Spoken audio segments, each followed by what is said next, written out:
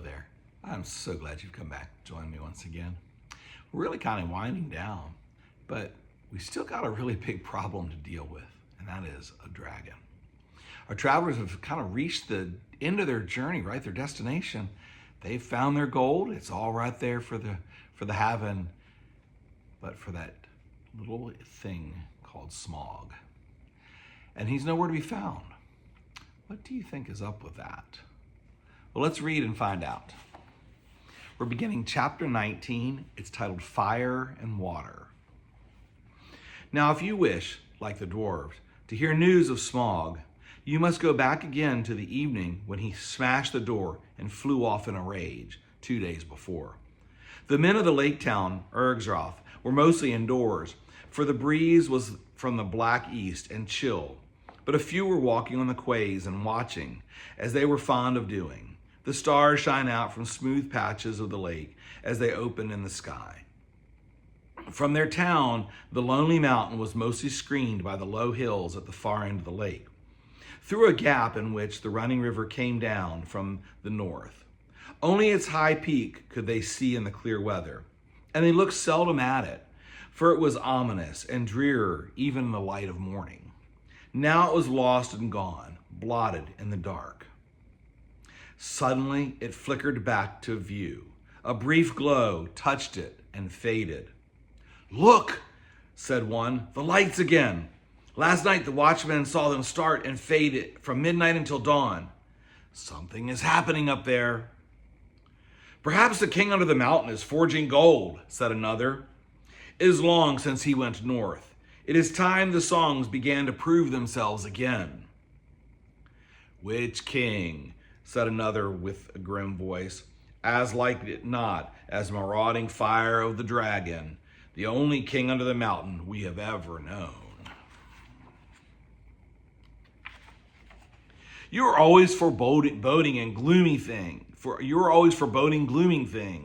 said the others. "Anything from floods to poisoned fish. Think of something cheerful." Then, suddenly, a great light appeared in a low place in the hills at the northern end of the lake and turned golden. "The king beneath the mountain!" they shouted. "His wealth is like the sun, his silver like a fountain, his rivers golden run. The river is running gold from the mountain," they cried, and everywhere windows were opening and feet were hurrying. There was once more tremendous excitement and enthusiasm, but the grim-voiced fellow ran hot foot to the master.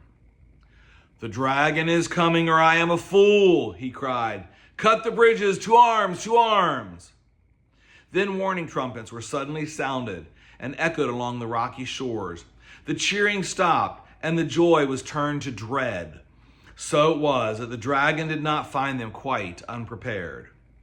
Before long, so great was his speed, they could see him as a spark of fire rushing towards them, growing ever huger and more bright.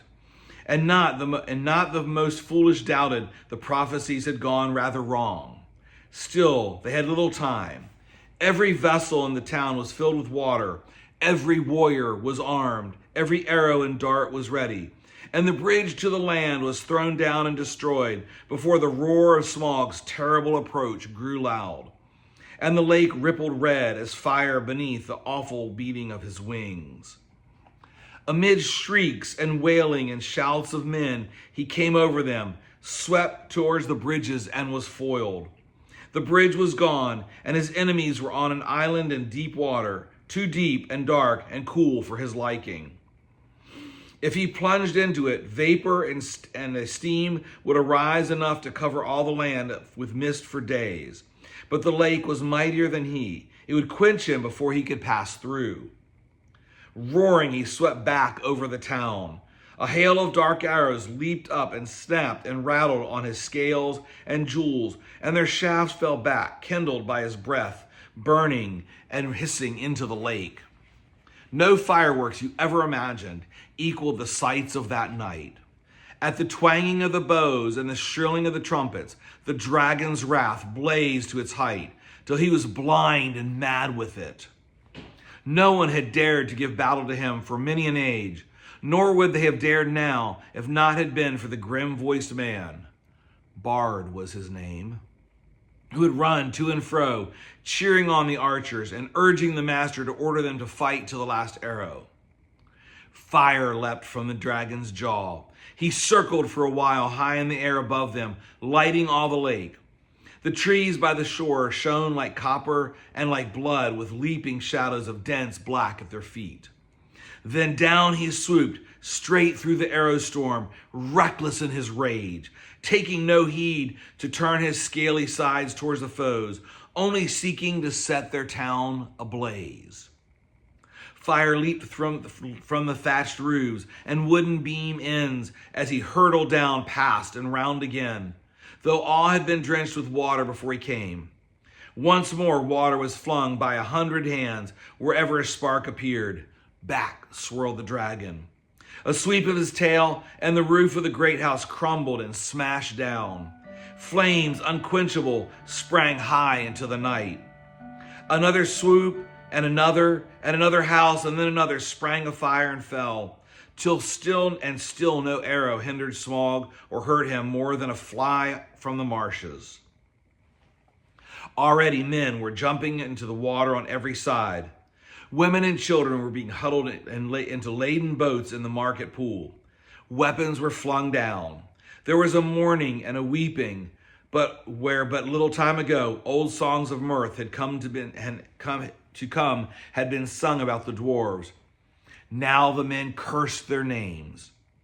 The master himself was turning to his great gilded boat, hoping to row away in confusion and save himself.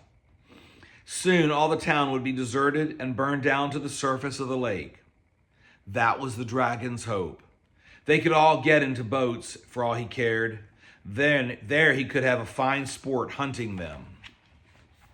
Or they could stop till they starve. Let them try to get to land. He would be ready. Soon he would set all the shoreland woods ablaze and wither every field and pasture. Just now he was enjoying the sport of the town baiting more than he had enjoyed anything for years. But there was still a company of archers that held their ground among the burning houses. Their captain was Bard, grim-voiced and grim-faced, whose friends had accused him of prophesying floods and poisoned fish, though they knew his worth and courage. He was a descendant in a long line of Girion, Lord of Dale, whose wife and child had escaped down the running river from the ruin long ago. Now he shot with a great yew bow till all his arrows but one were spent. The flames were near him. His companions were leaving him. He bent his bow for the last time. Suddenly, out of the dark, something fluttered to his shoulder. He started. It was only an old thrush. Unafraid, it perched by his ear, and it brought him news. Marveling, he found he could understand its tongue, for he was the race of Dale. Wait, it said to him. The moon is rising. Look for a hollow of the left breast as he flies and turns above you. And while Bard paused to wonder, it told him of tidings up in the mountain and of all it had heard. Then Bard drew his bowstring to his ear. The dragon was circling back, flying low. And as he came, the moon rose above the eastern shore and silvered the great wings. "Arrowmen," said the bowman, "black arrows, I saved you the last. You have never failed me, and always I have recovered you. I had you from my father and from the of old. If you ever came for the forges of the true king under the mountain, go now and speed well."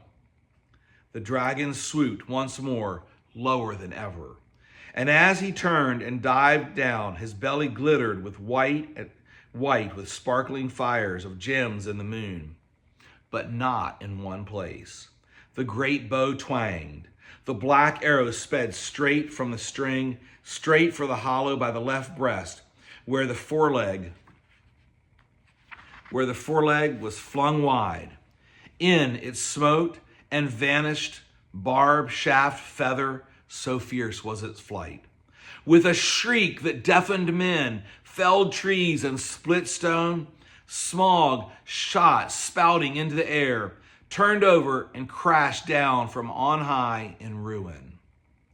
Full on the town he fell. His last throws splintered it to the sparks and gleeds.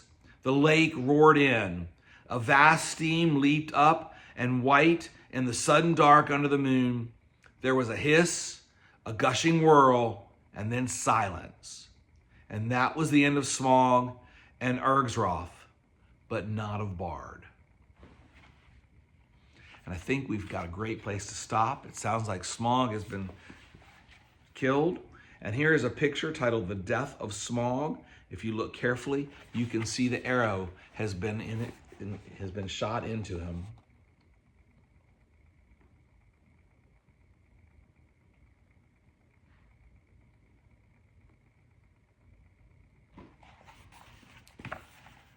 Well, one of our problems has been resolved. Smaug is now dead.